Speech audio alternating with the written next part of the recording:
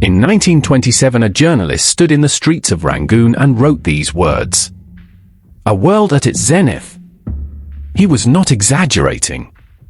At that moment, Rangoon, the city we now call Yangon, was one of the most prosperous, cosmopolitan, and dazzling cities in all of Asia. More important than Singapore. More profitable than Shanghai. A port city so rich that the value of its exports had grown 20 times in 50 years. Cinema houses with names like the Palladium, the Excelsior, the Globe, and the Carlton. Grand hotels. Gleaming colonial boulevards. A city where Buddhist monks, British officers, Indian merchants, Chinese traders, Armenian jewelers, and Jewish bankers all walked the same streets. A world at its zenith. And then, in a matter of decades, it was gone. Not bombed into rubble. Not buried under lava. Not swallowed by the sea. Erased. Deliberately. Systematically. By the people who were supposed to protect it.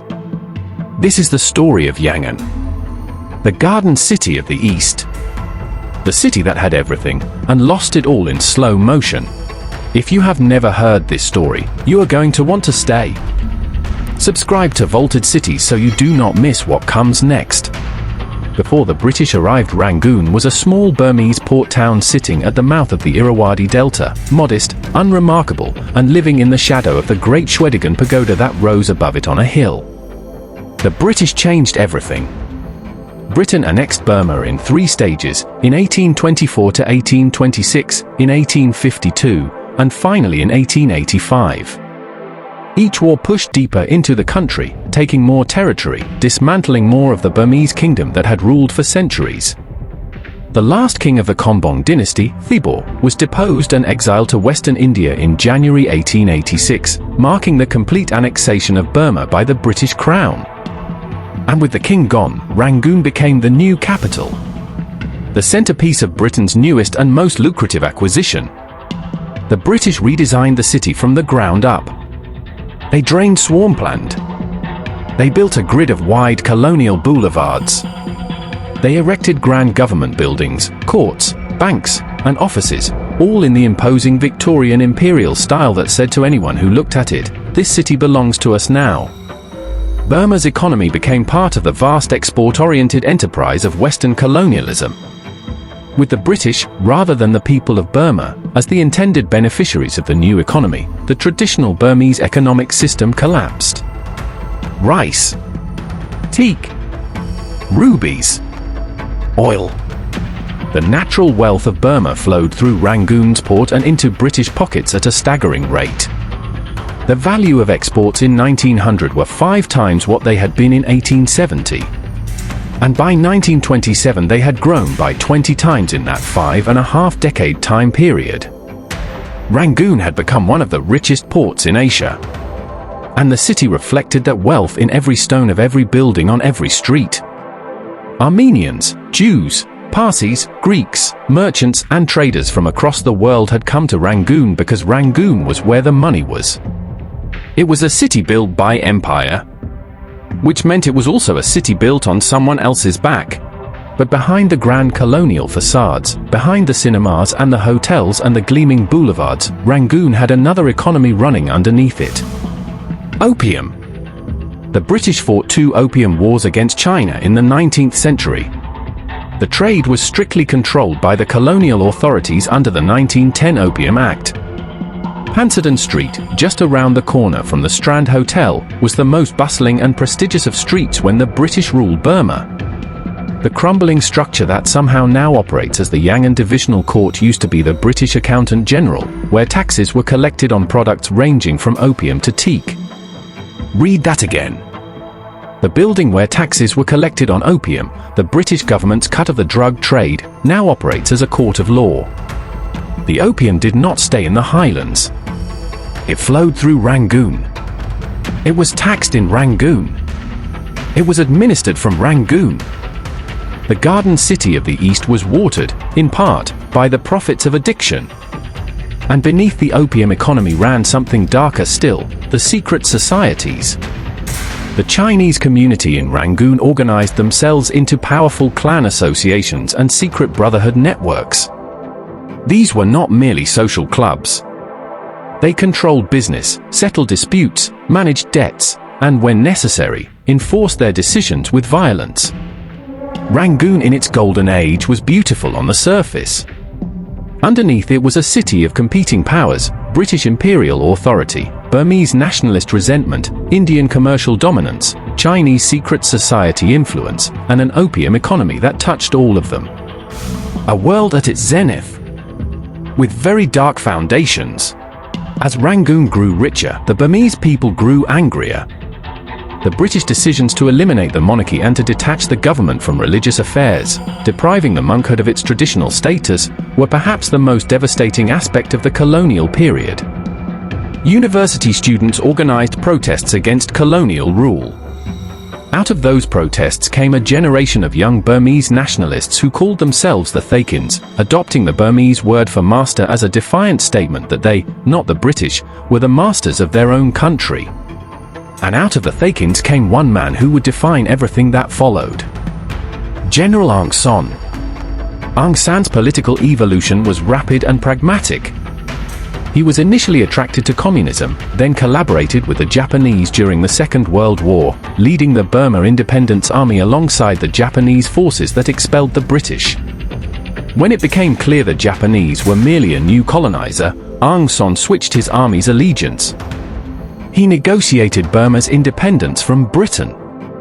He united the ethnic groups of the country under a single vision of a free Burma. He was the closest thing to a founding father that Burma had ever produced. And then, in July 1947, 6 months before independence was formally declared, Aung San was assassinated in his cabinet meeting room in Rangoon. Shot dead by a political rival. Burma lost its George Washington before the country was even born. But before Aung San's assassination, before independence, came something that changed Rangoon forever: the Japanese. In 1942, the Imperial Japanese Army swept through Southeast Asia with a speed that shocked the world. Singapore fell in 7 days.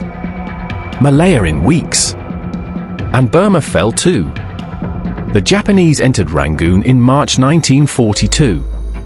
What followed was the systematic destruction of the city that the British had built. Retreating British forces destroyed the port infrastructure. The Japanese looted what remained. The Grand Colonial buildings stood but emptied out as the communities that had built them fled. The cosmopolitan population of Rangoon collapsed overnight. Indians who had lived in Burma for generations fled on foot across the mountains to India, one of the largest refugee movements in Asian history. Hundreds of thousands of people walking through jungle and over mountain passes, many dying on the way. The Garden City of the East lost its garden.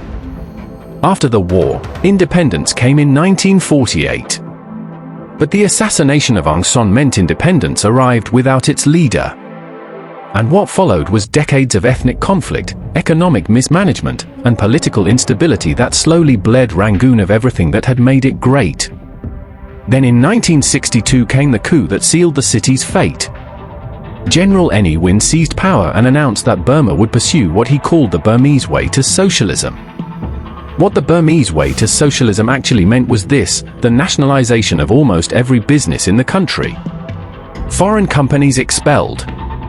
Indian and Chinese merchants, the commercial backbone of Rangoon for a century, told to leave. Western influence eliminated. The country sealed from the outside world. The ethnic Indian and Chinese communities were driven out by nationalization and discrimination. Hundreds of thousands of Indians, many whose families had been in Burma for generations, departed. The Jewish community dwindled to a handful. The Armenian community disappeared entirely. The Palladium Cinema, the Excelsior, the Globe, the Carlton, closed, one by one. By the late 1980s, after more than 2 decades of socialist mismanagement, Myanmar's economy was in ruins. In 1987, the United Nations classified Burma as one of the world's least developed countries, a designation that would have been inconceivable 30 years earlier, when Rangoon had been one of Asia's most prosperous cities. A world at its zenith. Reduced in 25 years to one of the poorest countries on Earth. There is a writer whose ghost haunts the streets of Yangon more than any other. George Orwell. George Orwell served in the Indian Imperial Police in Burma from 1922 to 1927. He drew on his experience of colonial Burma in his novel Burmese Days, a searing portrait of the moral degradations of colonial life. Orwell hated what he saw in Burma. He hated the arrogance of the British colonial system. He hated the way it degraded both the colonized and the colonizers. He came to Burma as a young officer of empire and left as one of its most bitter critics. And the streets he walked, the colonial boulevards, the teak-paneled clubs, the dusty police stations, are still there in Yangon today. Crumbling. Slowly being consumed by tropical vegetation and neglect. But there, the Strand Hotel where British officers drank gin and tonic still stands on the waterfront. The Secretariat building, the grand red brick colonial complex where Aung San was assassinated, still stands in the city centre, its rooms sealed and silent since 1947. The Shwedagon Pagoda still rises above the city on its hill, its golden dome visible from almost everywhere in Yangon, older than the British by centuries and still standing long after the empire has gone. The city that was described as a world at its zenith is now a city of extraordinary, heartbreaking beauty. The beauty of things that were once magnificent and have been allowed to slowly fall apart. Today Yangon is a city of contradictions. The military junta that has ruled Myanmar on and off since 1962, and which seized power again in a coup in 2021, moved the capital to a purpose-built city called Naypyidaw in 2006, leaving Yangon behind as a commercial city without a political function.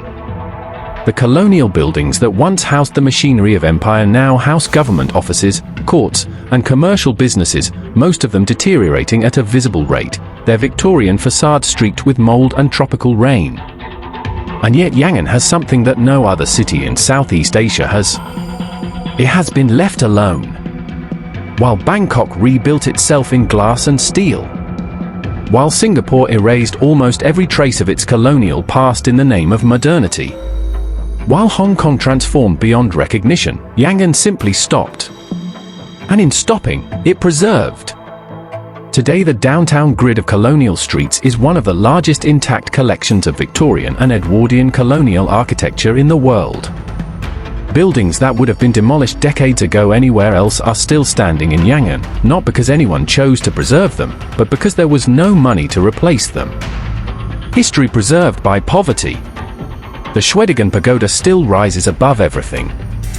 Built over 2,500 years ago, older than Alexander the Great, older than the Roman Empire, it has watched every empire that ever came to this city arrive, flourish, and disappear. The British came. The Japanese came. The socialists came. The generals came. And the Shwedagon is still there. In 1927 a journalist called Rangoon a world at its zenith. By 1987 the United Nations had classified the same country as one of the least developed on Earth. 60 years. That is all it took. One empire that built a city on someone else's land.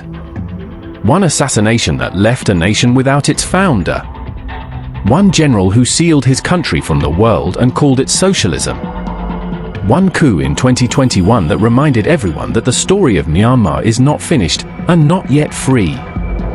The Garden City of the East is still there. Its streets are still beautiful. Its colonial buildings are still standing, barely. Its golden pagoda still rises above it all, watching and waiting as it has for 2,500 years. Yangon has not forgotten what it was. It is still deciding what it will become. If this story moved you, subscribe to Vaulted Cities right now. Every week we go to another city the world forgot and tell the story it never wanted told. And drop a comment below. Tell me, which part of Yangon's story shocked you the most? Was it how fast it fell? Was it the opium economy underneath the glamour? Or was it the fact that George Orwell walked these same streets? I read every single comment. Every city has shadows. We go there.